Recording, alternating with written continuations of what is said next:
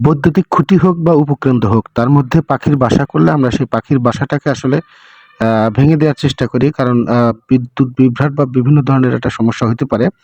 তো এখানে কখন জানি একটি ঘুঘু পাখি বাসা বানিয়ে অলরেডি বাচ্চাও উঠিয়েছে। তো সেখান থেকে একটি বাচ্চা আসলে নিচে পড়ে গেছে। তো সকালে রিডিং নিতে গিয়ে দেখি যে একটা পাখির বাচ্চা নিচে পড়ে ঠান্ডায় খুব কাতরাচ্ছে। তো আমি ২ থেকে ৩ বার চেষ্টা করে সেই পাখির বাচ্চাটিকে বাসায় তুলে দিতে পারলাম। তবে ২-১ দিনের মধ্যেই পাখির বাচ্চাগুলো এখান থেকে উড়ে যাবে। তারপর আমি বাসাটা ভেঙে দেব। ধন্যবাদ।